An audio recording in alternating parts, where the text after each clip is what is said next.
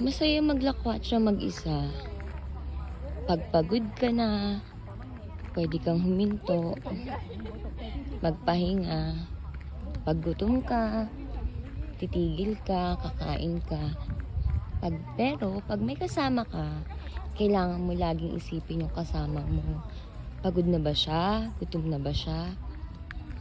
So para sa akin, mas okay ang maglakwatsa mag-isa. Pero syempre, meron siyang disadvantage din. Alam mo kung ano? Walang taga-picture. So, ganda-ganda ng lugar na ito. Nandito ako sa Chiang Mai, Charming Chiang Mai Flower Festival. So, ang daming magagandang bulaklak. Pero wala ako kahit isang matinong picture. Ano? Lakwatsa pa more mag-isa. Mag-video-video na lang.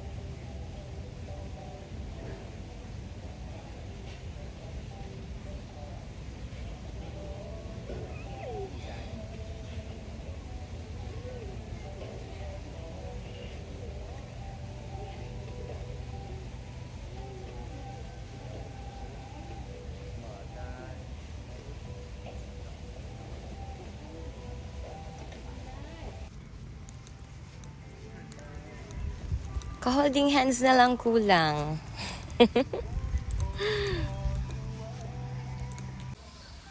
Gusto ko sana mag-picture dito. Pero wala magpi-picture sa akin. Sunflowers.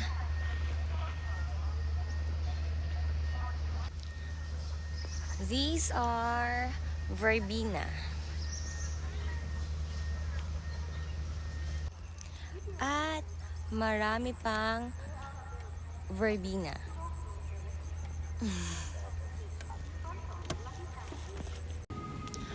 Pom-pom flowers kasi mukha silang pom-poms.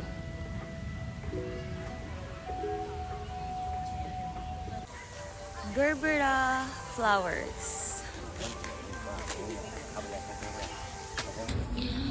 Outside Charming Chiang Mai Flower Festival ay meron pong mga kainan. Dito makakakain kayo ng iba't ibang Thai food, and banda doon ay meron namang bazaar. So dito muna tayo sa mga pagkain.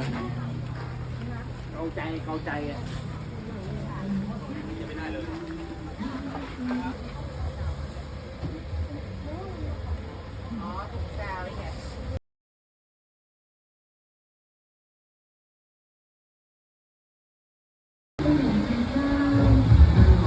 So, eto yung bazaar. Magaganda yung mga paninda nila. Pero hindi ko afford, kaya wala akong binili. Medyo pricey kasi mga lana cloth sila. Yun yung ano, yung fabric talaga na galing dito. Ganda. So, wala tayong nabili, kaya uwi na tayo. Uwi na ako ng Lampang. See you again next time, Chiang Mai.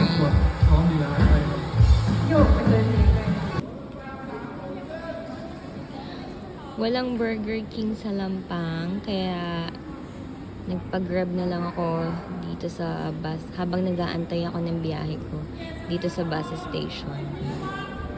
Burger King is live. Hindi kumpleto ang pagbisita ko sa Chiang Mai kung hindi ako nag-Burger King. May burger ako, dalawa.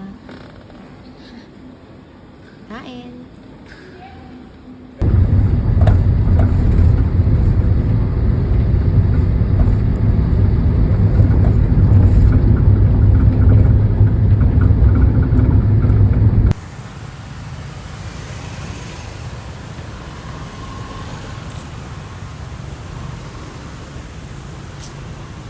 Merry Christmas and Happy New Year, Lampang!